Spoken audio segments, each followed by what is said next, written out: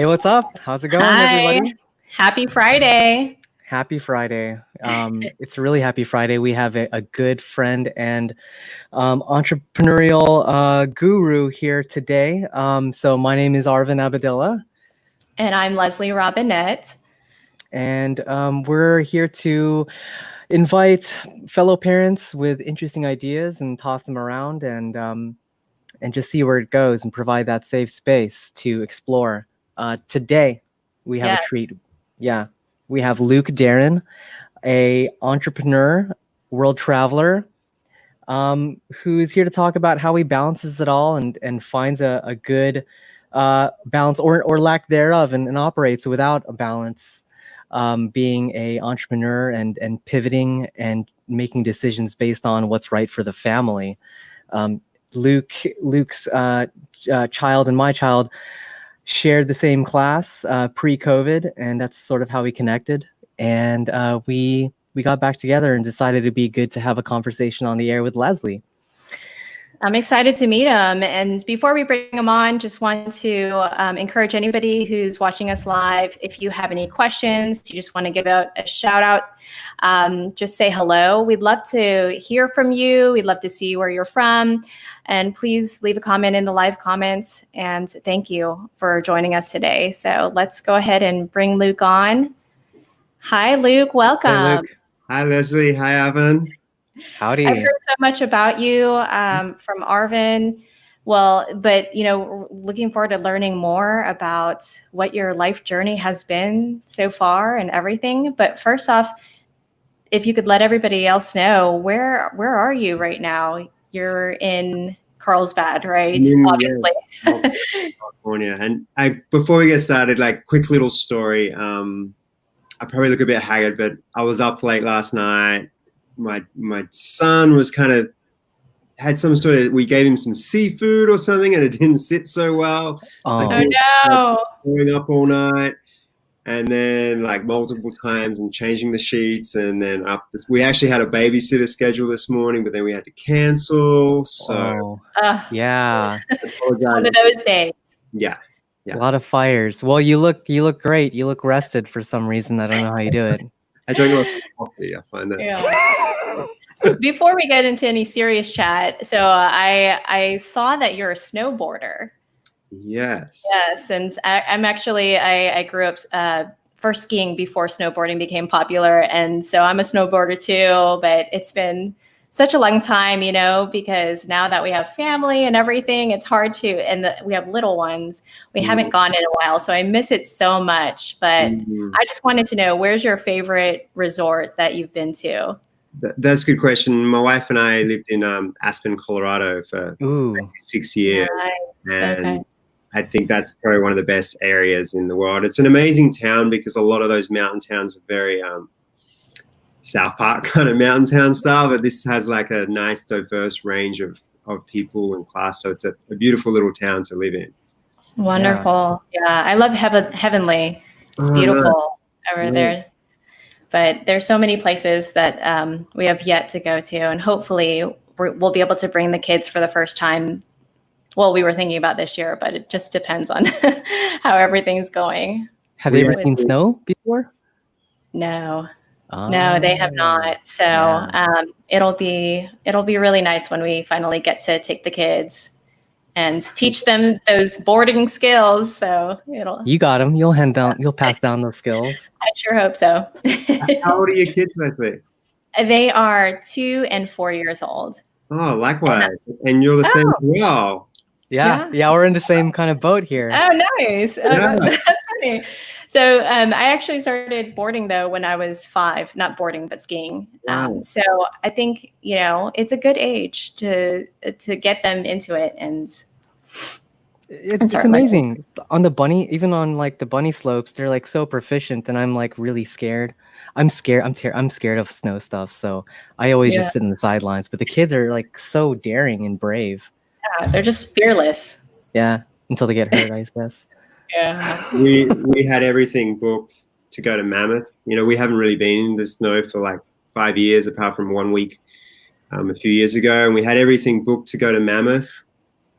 We had nannies, babysitters, ski passes, bought all the gear. Our bags literally were packed, like sitting at the door. Oh. The next day, we're like, my wife, Kristen, she's like, you should really call them out to see whether they're open. And they were like, yes, we're open. That afternoon, they posted that they were shut. So oh my goodness. Next morning, and I was loading the car, literally. Well, good thing you checked. Then you would have shut it.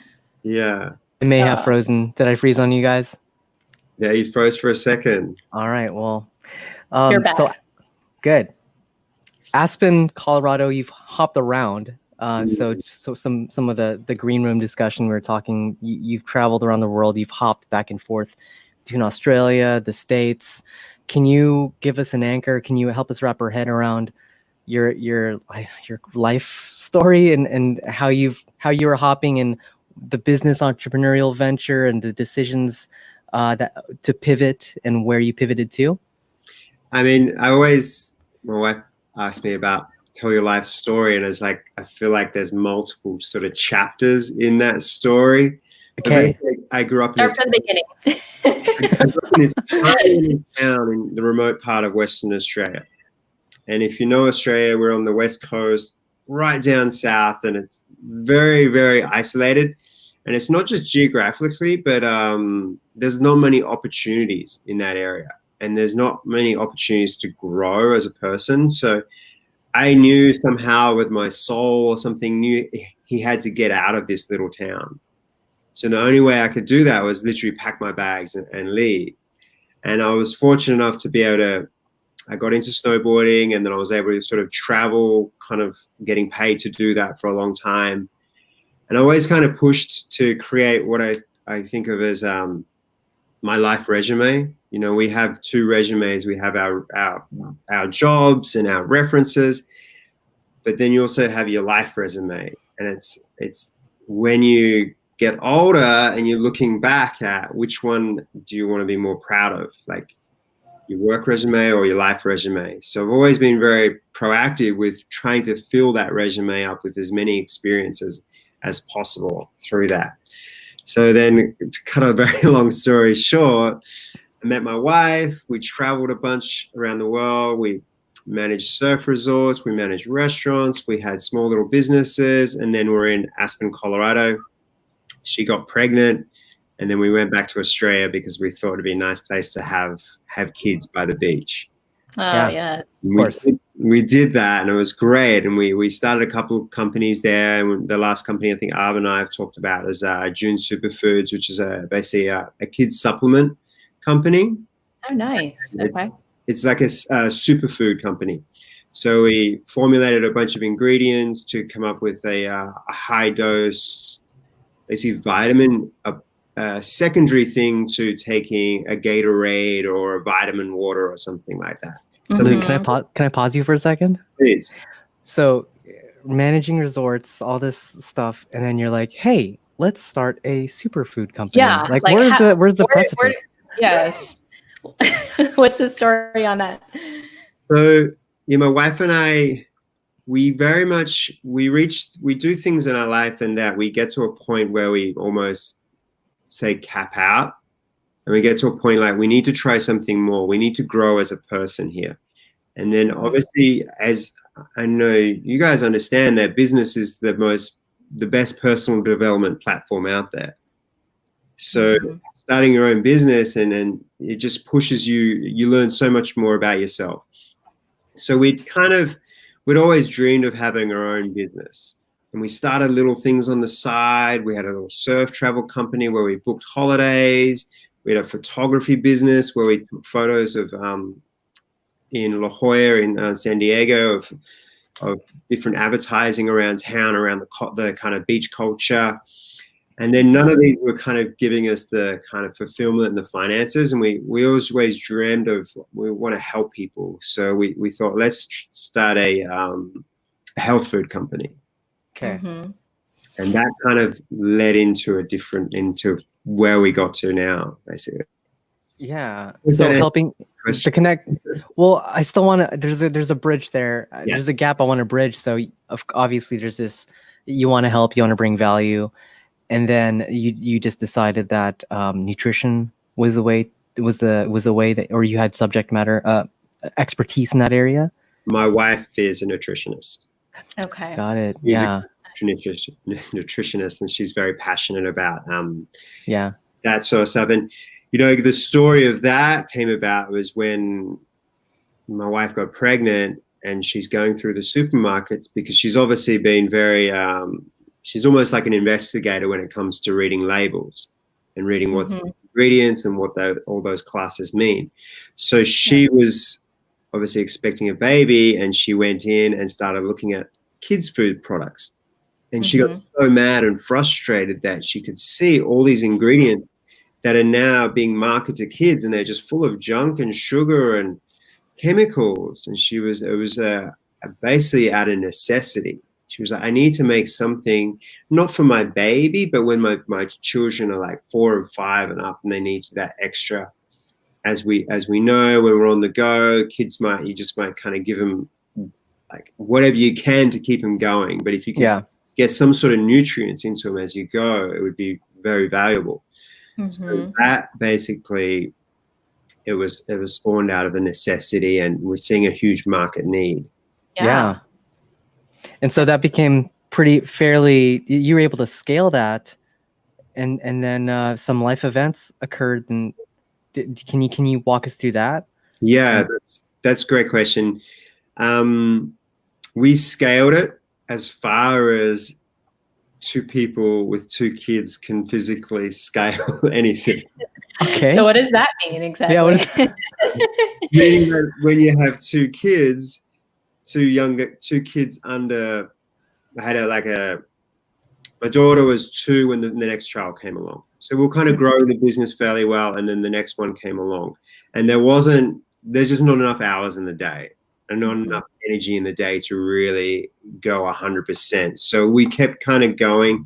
We obviously got to a point where we realized we needed to maybe outsource a lot of marketing and sales, and it basically got to a point where we really had to invest a lot more money into it. We did some crowdfunding. We did some sort of raising funds through our networks, and we didn't really get what we wanted. And we realized that even if we got what we wanted, would it really give us the life we want?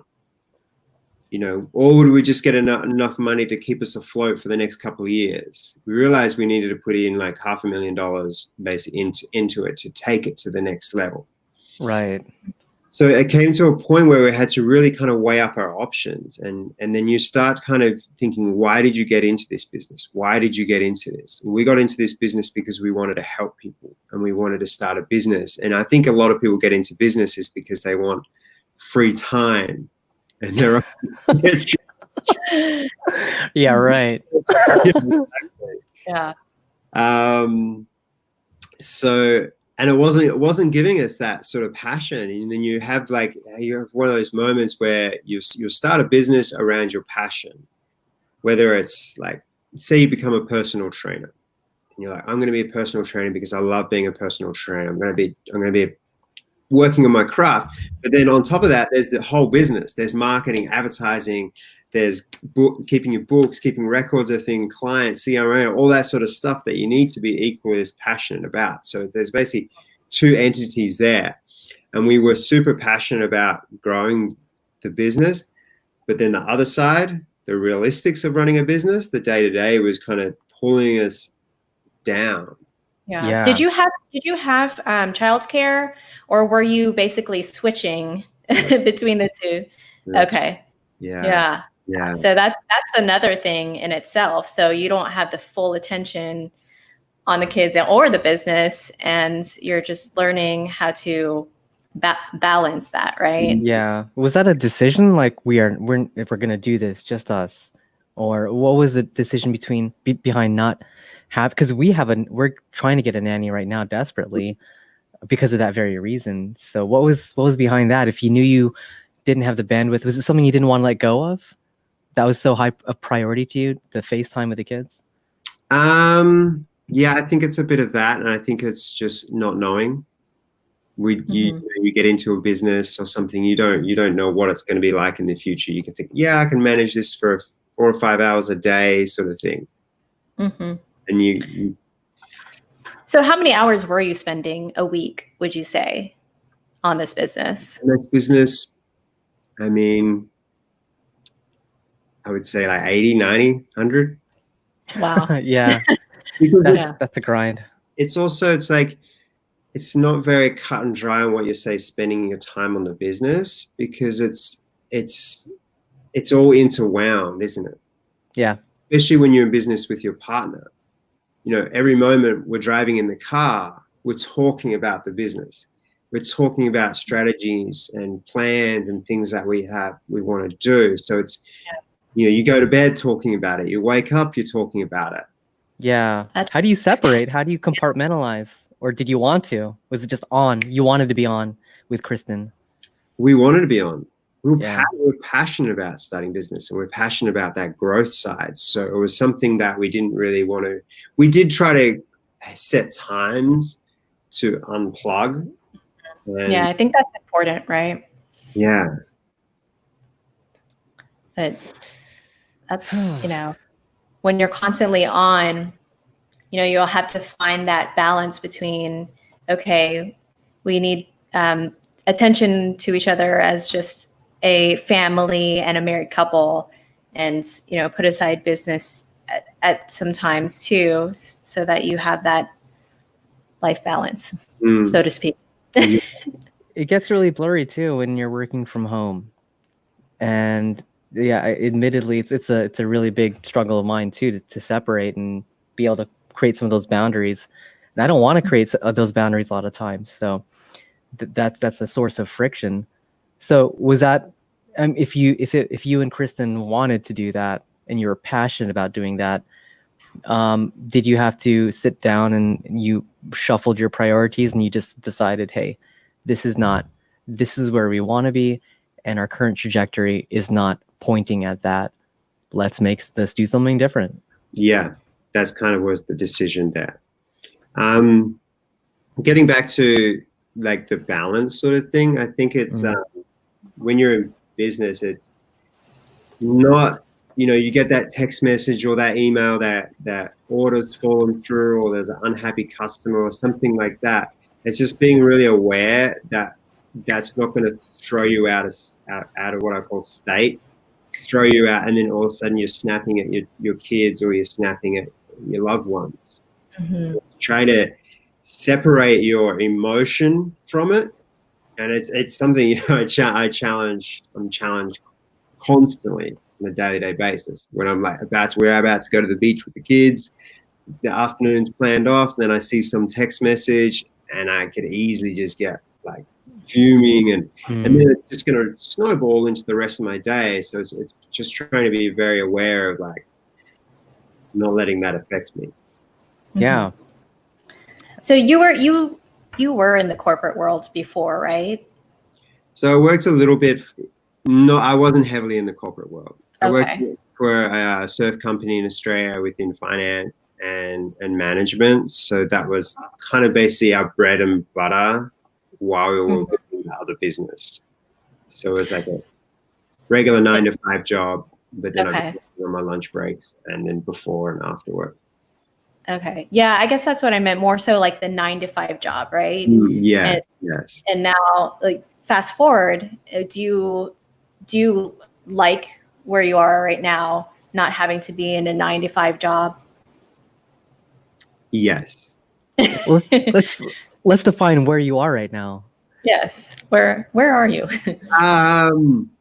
So basically we're in a stage now where we, like I said, we weighed up all our options, what we wanted in life.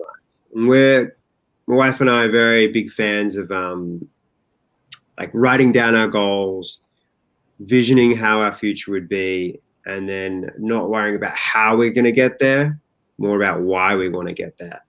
And then literally we had like a moment of when the planets aligned, and my friend here in Carlsbad, actually my wife's friends for 15 years, reached out to me and just was checking in to see how we're doing. And then she was like, hey, you know, you guys have such good talent, such good leadership skills, such good with business. I know this is crazy, but would you be willing to come to America and partner with me in my finance business, and I'll teach you how to do everything. Wow. And it was like, Chris and I looked at each other and we were like, okay, let's do our research. Let's weigh up our options here. And then it was a decision. It was like a no-brainer. It was a moment where, sorry. How long ago was this? This was it happened in July last year. So we landed in November in the country. And it was, like I said, it was one of these scary moments. And I like to think of it as it was a really scary moment to kind of sell everything up and then move to the other side of the world. Mm-hmm. A lot of risk on the line. Yeah. But then I look at like, okay, in my current situation where I was in Australia, am I just prolonging that risk and that scared? Am I prolonging? If I look right now, say back in Australia, what would I be doing in 6 months' time? What would I be doing in 5 or 10 years' time? And that kind of scared me more because I could almost see where I was going and nothing was really changing. Mm-hmm. We were living we had a beautiful home near the beach and we were surfing and it was just idyllic for the kids, but we weren't getting that personal growth that we crave. So we realized that, this is going to be kind of crazy doing what we're about to do and maybe not the most irresponsible thing, but we saw it as the most responsible thing to do for our kids because we wanted to give them more opportunities. We wanted to give them more freedom and we wanted them to see us growing to be the best version of ourselves. Yeah. So you came in November. That was like just as the pandemic started to hit Asia. Yeah. And so it's been a quite an unorthodox experience, like as residents in California from the get-go, huh? So how is that? Well, I know the answer. You said business has picked up. Business is fairly steady, and I'd like to touch on how that business is satisfying you and Kristen's need to help people. That seemed to be the key motivator from the get-go. And who are you serving now, and what are you doing for them? I mean, finances is kind of a broad term, so can you help everyone understand what it is you do in a nutshell? Yeah, perfect. Yeah, I won't get into the nitty-gritty of it and stuff, but going back to how we're being fulfilled, we started the health food company because we wanted to help people. We want to that's our number one goal. We want to create the best product with the best ingredients. The biggest kind of pushback we had was expense. People's pain around money. People was like, I can't afford that. Oh, I can't do that this week because of money. I can't go on that holiday because of money. I can't buy the house that I want because of money. And you see that finance is something that's really ingrained in a lot of people that maybe some people won't necessarily talk about. That's generally a lot of people's main problem. So what we're doing is we're helping people in that area. And that's what I'm finding a lot of fulfillment with through financial planning and basically helping families that are in situations that they're looking at their life and like, how can I retire, or how can I make sure my family's secured if something happened to me? And like I was saying, it's usually a topic that a lot of people won't want to talk about because they're on that treadmill, they're on that rat race, that 9 to 5 and doing all that. And then just getting them to take a moment to say, hey, let's kind of look at our plan, our financial plan for the future. Is everything in place? And then us going in to help them, and then they're on their way again. And it just gives people that security, that peace of mind. So that's what I'm basically finding a lot of fulfillment in this field, and obviously in the fulfillment of growing and learning something new and pushing myself. Yeah. That's awesome. I personally, go ahead, Leslie. No, go ahead. I was just going to say, I heard your spiel. We had our meeting and you got me acquainted with what you do. And I have to say, you're like for being the front guy doing the sales work, you don't feel very salesy. It's just you're very charming, you know, in the way that you approach people. So I was talking to Christine, and we're like, man, he must like I feel like I trust him immediately. And is that, I mean, that must be part of your secret sauce of being amicable and being approachable. Like, I don't know if the cool as a cucumber Luke Derrin I see here, you're like that at home, but I mean, how do you keep your cool? And do you bring that to the house? Is that just part of who you are? Charming and cool. He's a surfer. I mean, surfers and snowboarders just have that vibe, that just that calm vibe. I don't know. I look at you, Arvin, and I'm like, I honestly like. I would like to be more like you, Arvin. You're very. You're Come on. You're so zen. You're so calm. I've met your kids and your wife, and they're all just beautiful. You have a beautiful family, Arvin. Like, thank you. And I compartmentalize the angst and the anxiety. It's there. I want to learn from you. Like, how do you juggle, you know, that feeling of like, I should work more, I need to spend more time with my family. How do you deal with all that? It's so the line has been blurred, admittedly, since I, you know, of course, with Eli and Allie Baby and the product company, even with Leslie, I'm sorry I text you late at night and stuff like that for help, but like, I'm the kind of person that you don't care. Okay, I'm always on, Luke, and that's the problem. It just creeps in, and I have to consciously make a decision to mute my phone because even the vibrations take me away from where I am. So admittedly, I have a big problem with presence, and it is a conscious exercise for me to focus on who is before me. It doesn't come naturally. What comes naturally is being scatterbrained and processing multiple things in an inefficient manner, rather than what I want to do is adopt this Elon Musk approach where he's fully engaged with whoever is right in front of him, compartmentalizes everything else, and just exerts pure attention with what's at hand, and then like moves on to the next thing. I think for me to be scatterbrained is a disservice. So I don't know if that answered your question, but I don't think I'm naturally Zen. I think I need to appear to be Zen or be calm in order to effectively communicate with people.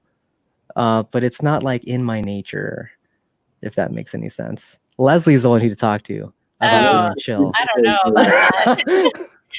Maybe you see one side of me on the business side, but you know, sometimes I do lose my patience. You know, with especially sometimes with the kids. We were talking about that on, you know, the last episode that we had about parenting and how, you know, it was about being calm and conscious. And I feel like I struggle to sometimes have that patience with the kids when sometimes they're not listening, or they're, you know, I feel like they're not doing what we ask them to do. Mm-hmm. So I think we all have our struggles, and we try to find our ways of dealing with it. But I guess, you know, you just got to remember like the bigger picture, right? Mm. With everything that's going on right now. And I'm not sure, Luke, if you have anybody that was personally affected by COVID, but I had somebody in our family who was a cousin of mine in New York who passed early on when COVID started. And it makes you really think about life and just how you really need to just treasure it and be grateful for the people that are in your life. So I think thinking about things like that help you to remember just to be calm and conscious. Calm and conscious. Yeah. Share that with your children. Like, how are you guys talking about like what's going on in the world right now? Yeah, that's a good question. I mean, it's hard with for the 2-year-old, I don't know for all y'all because you have the same age children, but For the 2-year-old, I feel like she doesn't know any different. For my 4-year-old, I feel like the biggest part for him is that social interaction that he doesn't have anymore. So we are really close with our neighbors in our cul-de-sac. And, when they would play outside all the time, every time he would see them, like they always got that social interaction. And now that we are social distancing, it's just sad. And sometimes he'll throw some fits because he's like, I just want to play with someone. I just want to, have a friend. And it's sad. It's like, and I have to remind him, like, remember, we're social distancing, coronavirus, and he knows that word very well now. He knows about washing his hands. I mean, but how about you guys with your children? I'll let Luke go. Yeah, I mean, very similar situation. Our 2-year-old, he's just in a bliss state, running around. He's fine. But then the 4-year-old, who's, she's been kind of uprooted. Like she had a group of friends that she grew up when she was a baby with. Kristen, my wife, developed a group of friends that all had babies around the same time. So she was kind of pulled out of that environment and then plunked here. And then just started to sort of make friends. Obviously, Arvin and I know our kids were going to the same school. Just things were just starting to come together, and then all of a sudden this happened. So I guess how we're very, very transparent. We just tell her there's a virus going around. A lot of people are getting sick. Nothing, the chances are nothing's going to happen to anyone that we know, but we just have to make sure we're careful. And I think kids are super resilient. They're just like, they kind of pivot really easily and go to the next thing. So, yeah.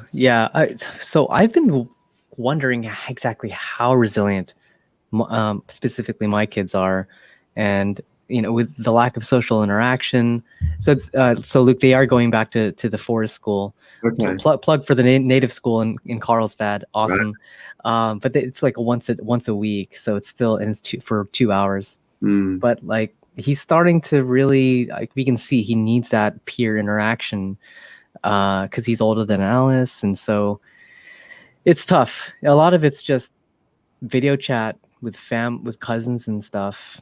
Other than that, I mean, we're pretty hardcore about the social distancing thing right now because we have some vulnerable family members that we interface with.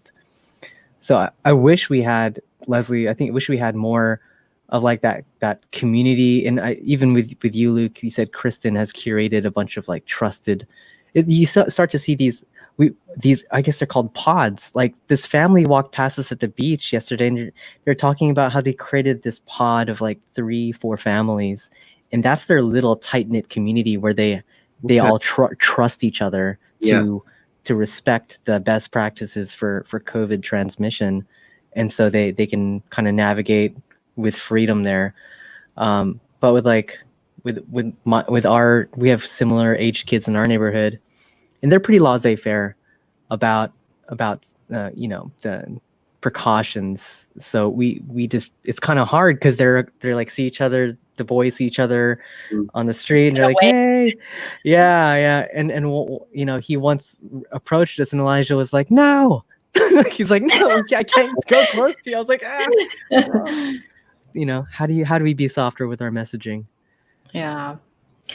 Can we go back to part of the conversation, Luke, when you moved from Australia to the US, that's a big risk that you took for, you and your family.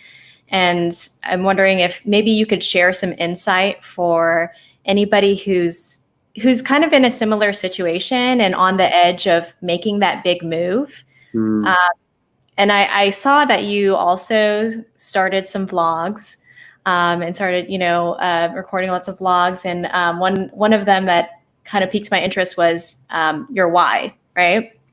And it reminded me of if you guys watch Simon Sinek or listen to any of his talks, Simon Sinek, who one of the really popular ones of start with your why. and that being kind of like the basis of what your purpose is in life and everything. Luke, are you familiar with Simon Sinek? Yes, I really like he has those circles, and then you move out from the why. Yeah, like you start with a why, then the how, and then the what.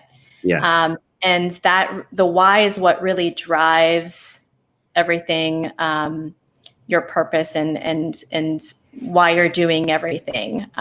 So I really like that you have your why, and I'm assuming that was kind of looking at your why was part of the basis of why you decided to move from Australia to the US. So yeah, how was that, making that big decision of moving?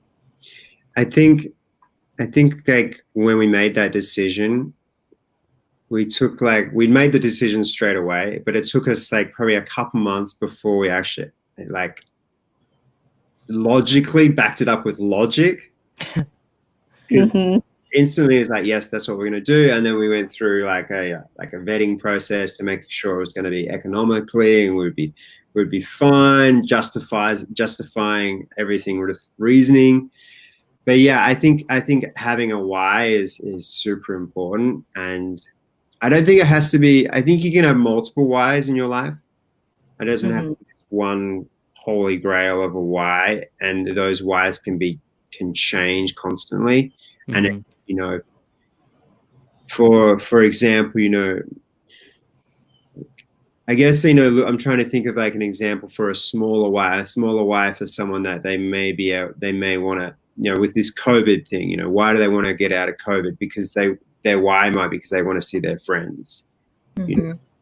I guess I'm trying to get to right now is like our why was always to be the best version of ourselves and live an incredible life and then try to experience as much as we can. But I think deep down, there's a few other lower level whys when we're doing this, because you can relate it to maybe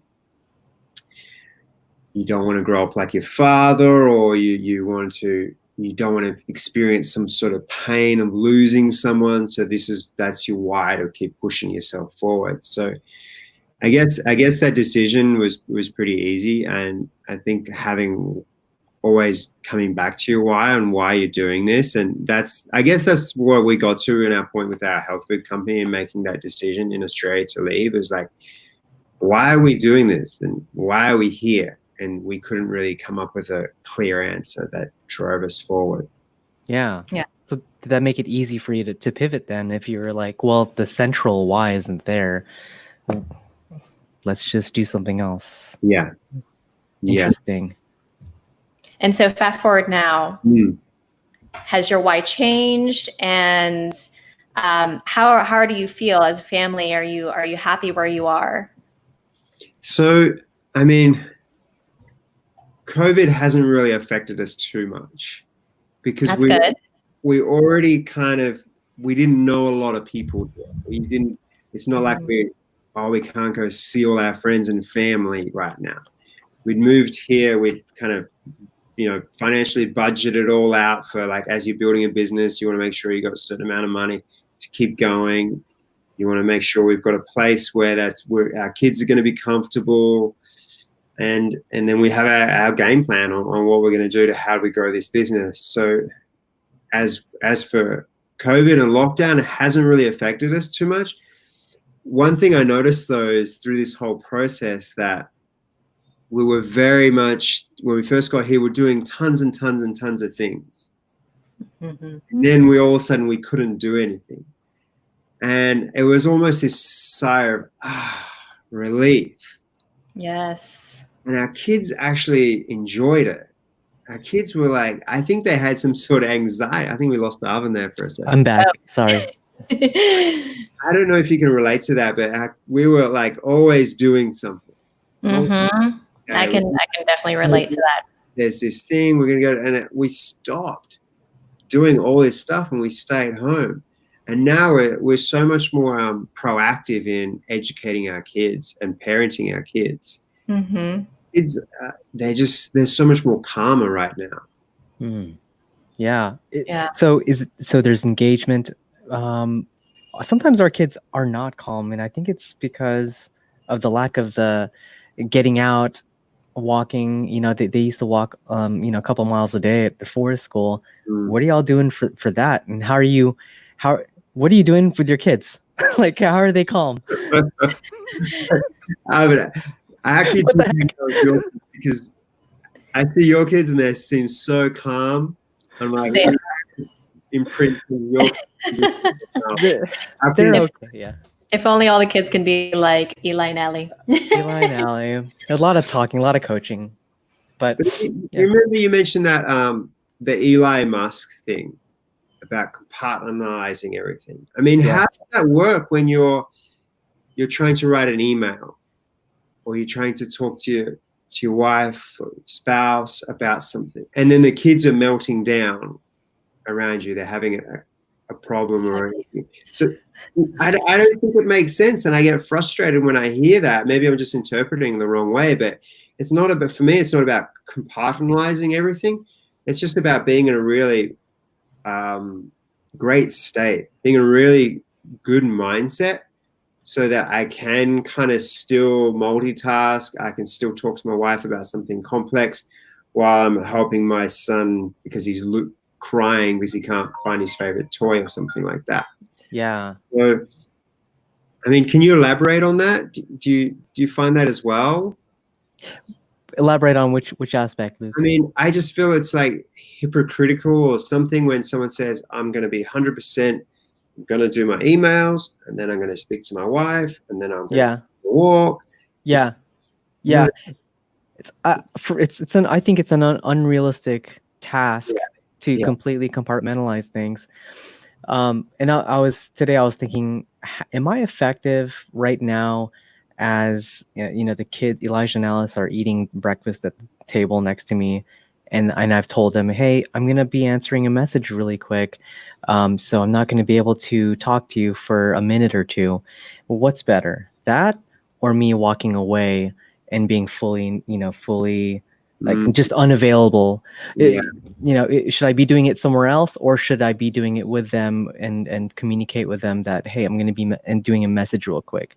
Because I'm back and forth about that, and the whole multitasking thing. I don't want my kids to look up at daddy and him to be always looking at the phone or and not paying attention. I mean, yesterday I was frustrated because we were watching Harry Potter in the van at the beach, and like I was talking to Taiwan for manufacturing shit, and I was like, and they needed these urgent answers, so I had to like respond to them in the middle of the movie. I was like, this is just, I don't even know what's going on anymore in the movie because it's so complex. So that's a detractor, and I think that was a negative aspect of just of the non-separation. Yeah, that's tough. Yeah. That's tough. And I mean, I feel like now more so that a lot more people are working from home. They're dealing with that more. So it's almost becoming the new norm, but it's like, is that a good thing? And how do you, do that? Like, how do you raise your kids and not have them feel like they're not getting that attention? And I don't know. That's a tough thing. Yeah, you get a nanny, dude. No, so that's another thing of like to have to need a nanny, right? To not have that time to set aside for the kids and to have to pay someone else to give that attention to the kids, or that or in itself for me is a concession or a compromise. Oh, he's frozen up again. Did you lose me there? Yeah. Just a little bit. You're back. Yeah. So we're trying to get someone who can embody some of the same values, where it will be just the best attention, for the time given, even if it's not us, because Christine's. I think we lost you again. It's okay. It's a live show, guys. Sorry. But you were saying, Christine, and then you cut off. So is she going back to the office anytime soon, or? No, they're indefinitely working from home. From home. That's nice. It is nice, but she's also very busy. And you know, some of the days, Luke, this is so the worst example of the not having any boundaries is the days where we're both really busy, and then we have an overlapping meeting, and then we have to put the kids in front of the TV. You know, that's like we try to make that our last resort. But it's like yoga or like, you know, Cosmic Kids, something constructive. But I'm always really, I know Cosmic Kids is dope, right? Yes. Dude, I gotta show Alice. She's turning 3 tomorrow, but she's got a mean downward dog. I mean, props to Jamie from Cosmic Kids. I know. I'd love to hang out with her. I mean, she's. Do you do Cosmic Kids? I wonder if she has kids. Yeah. Luke, do you do Cosmic Kids with your kids? Look it up. I've written it down. Oh, speaking of my kid, Pianu, welcome. To make an appearance. We've got Pianu live. How are you, little man? We're talking about Cosmic Kids. I think my husband fell asleep, and he was supposed to be. He's supposed to be watching the kids and not letting them come into the room right now. So apologies. This is life. It's like not quite a nap chat, I suppose. Yeah. They napped earlier since we're Houston time. Okay. Well, we got a little guest star. Yeah. Anyhow. Yeah. So Luke, keep talking. Where is Kristen holding down the fort? Yeah, she's been doing a lot of it.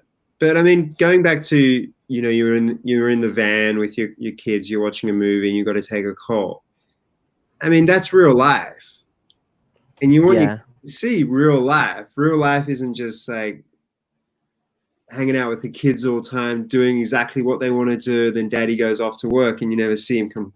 You know, they want to see real life situations, and I think, I mean, we are in that situation. We do have to put our kids in front of the TV every now and then. And it's like they need it just as much as we need it. You know, they need that time to just watch TV, watch TV. They kind of decompress or something from it. I like that perspective. Yeah. They need it. Okay, how many hours in a day do y'all let your kids watch TV? I'm just curious. I'd say two episodes of Cosmic Kids. What is that, like 45 minutes? Yeah.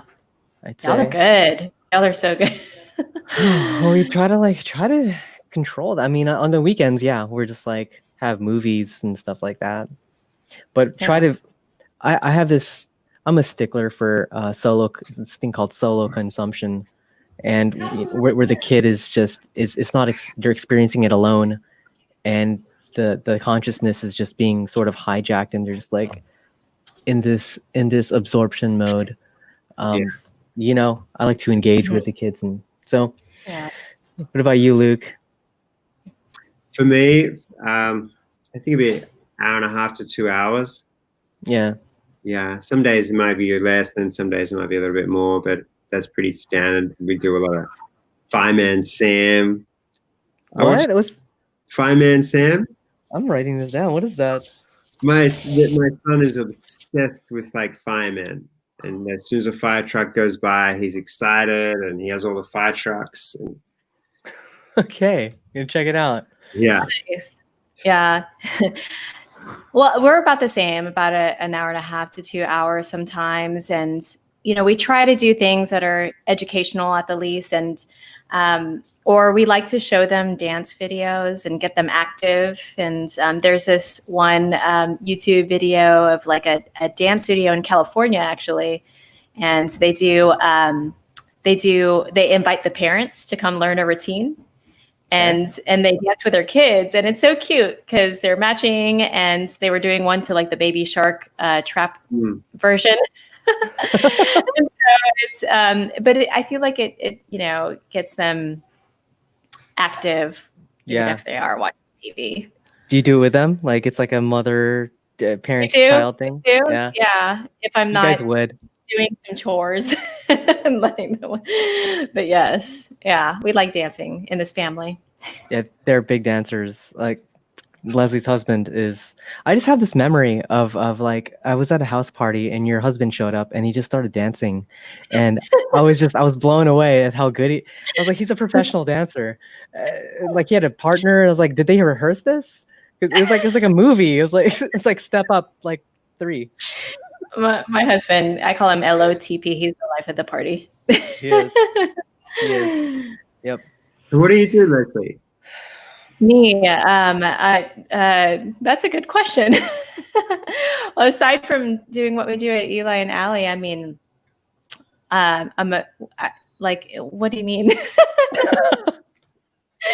Maybe I can kind of frame it, because I know my wife, she's very entrepreneurial. She wants to change the world. She wants to do so many projects, but right now, there's the phrase, it's not her season, so to call it. Like the season right now is raising kids and looking after the kids and being there for them. So she struggles between this, like, I have such a bright light inside me. I want to go out and do this. I want to speak to these people, do this, do that.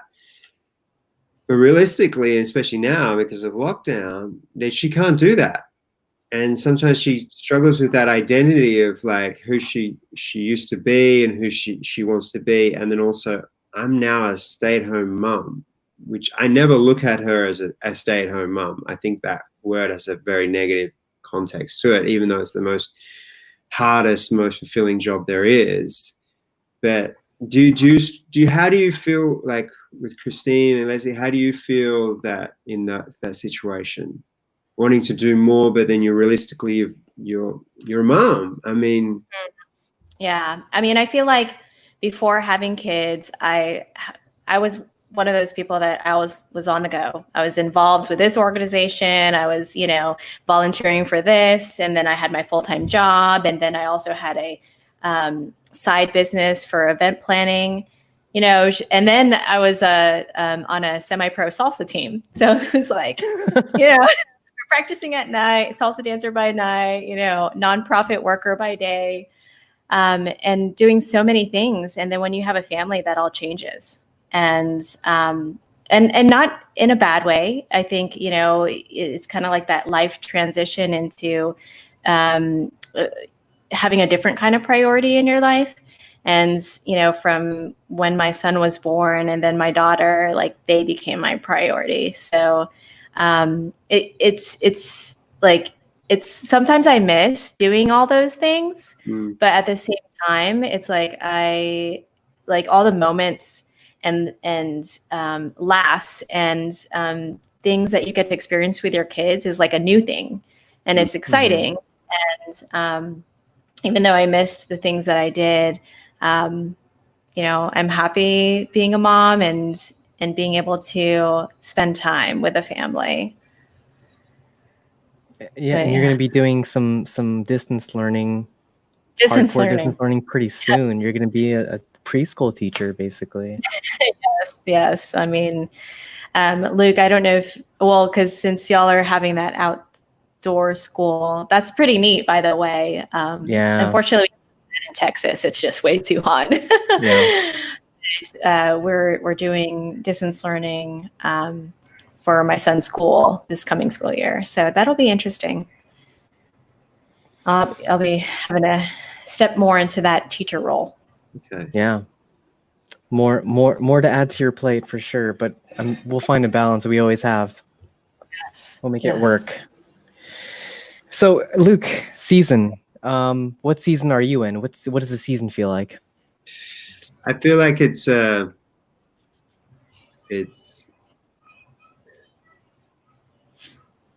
the springtime for me right now. I'm planting lots of seeds. I'm making lots of connections. I'm planting. There's a lot of rain. Sometimes it's uncomfortable, but I just keep planting seeds.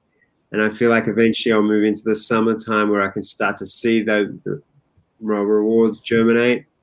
And looking forward to the fall, because we're in winter right now with the way the world is, Yes. the economy is right now, and we've only, without getting into too much kind of details and doom and gloom, we feel like it's just started raining, it's just started winter, it hasn't even started snowing yet. So we have to be kind of aware of what the world's going through, and I feel like we've just come out of a time of prosperousness, and we've reaped a lot of rewards, and we're seeing that with a lot of generations that have a very they've been very fortunate and blessed to not have to go through any adversity. And now I feel like we're moving into a different phase, and it's basically we're just training ourselves, we're training our mind to be able to handle these situations, and we want to train our kids. And kind of what I want to ask is, how do you deal with when you're going through adversity? I think we all may have brought up in a life where adversity was never really talked about at the dinner table. Yeah. The troubles that we went through, the troubles that our parents went through, they were never really talked about. That's true. Mom and Dad being really quiet about it. Mm-hmm. And I feel like in our family, we want to bring that to light, the adversity, failures. We really focused on praising our kids' efforts and their accomplishments. Yeah.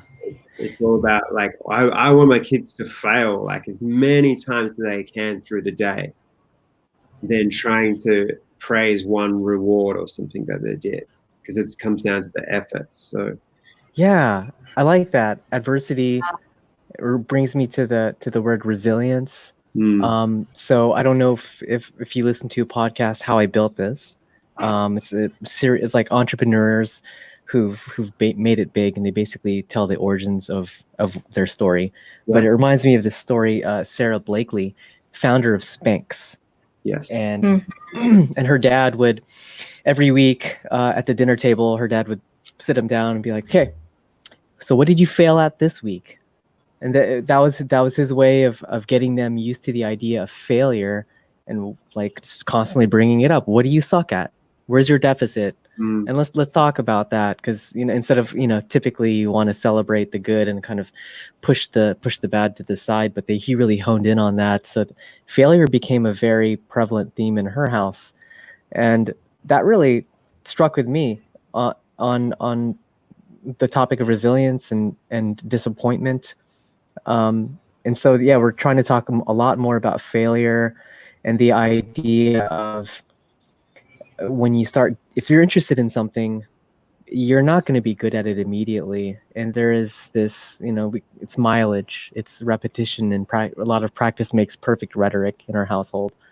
And letting them know that I suck at stuff too, and I have had to work hard in order to get good at some things. So that's an ongoing effort, teaching resilience and getting the kids used to the idea of failure, and not meeting their own expectations. Yeah, I think that's important, right? And Luke, that's interesting that you mentioned that, because with growing up with my parents, I feel like they always tried to shelter us and not share the bad things going on in their lives, or things that they had experienced in their lives. And I respect my parents so much, but I think I would respect them even more if I knew those things that they went through. And they have shared some of those things, especially growing up in the Philippines, in a third world country. There's a lot of things that you don't have. And now, they wanted to move to America to give us a better life. So they shared stories about that, but I think that's so important to share with your kids, not only the good things, but also your failures and your struggles, so they can learn from you and grow as a person themselves. Yeah, because it goes to I try to show my vulnerability with my kids and my failures, not to show the vulnerability, but to show the fact that I get back up, I try again, I get back and and get back to it. So I think that's something that's, because I mean, I feel like we all come from this society of our parents, maybe like, I just want my kids to be happy. I just want my kids to be happy. But I feel like if you go down that route of, I just want to be happy, you're going to live a very unfulfilled life. Because life to me isn't about being happy. It's about the pursuit of growth and contribution and fulfillment. You know, if you want your kids to be happy, they would, you know, like hang out at the beach and drink beer all day and be very happy. But it's not a very fulfilling situation. So we're very aware of not wanting our kids to focus on the happiness aspect, but in the effort and the growth. Yeah. I think that speaks to contentment too, right? Rather than just this higher echelon of like achieving happiness. It's this contentment derived from growth, your struggles, and happy with what you do have. So that's kind of a struggle in my household, just wanting stuff, wanting the new, like just all these things to covet. So that's like a materialistic version of contentment. But then there's like the are you satisfied with what you're doing, what you're spending your time on? So I don't know how I'm going to do it, but I want to somehow teach the kids about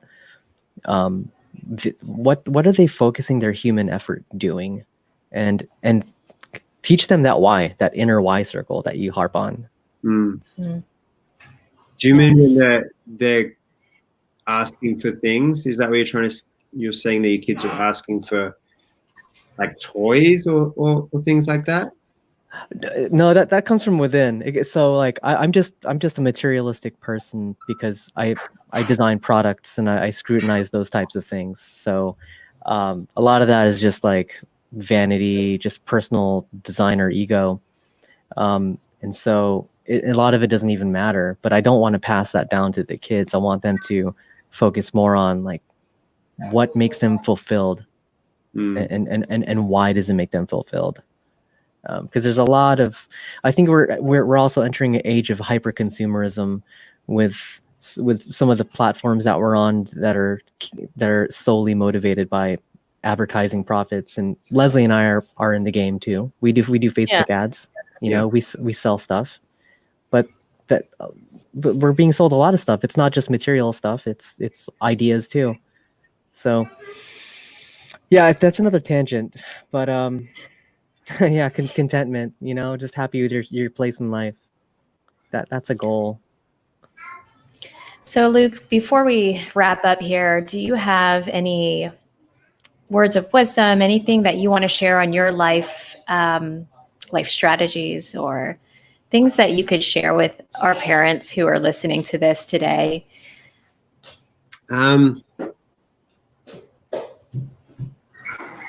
I think we're so hard on ourselves as parents. We're so hard on ourselves.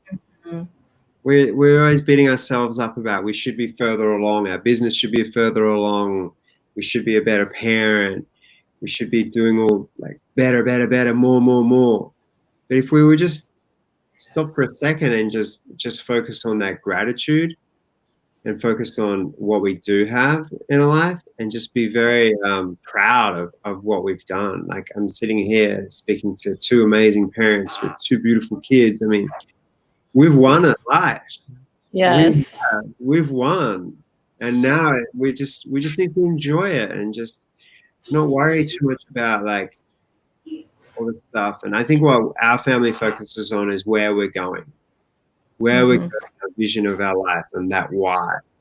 And being present, but not getting caught up with the day-to-day kind of BS, not getting caught up with stress and that person didn't call back, that deal fell through, the kids are having a tough week, and just focus on, I'm so grateful that I'm here with my kids. I'm so grateful that I'm happy, healthy, and happy, and look where we're going.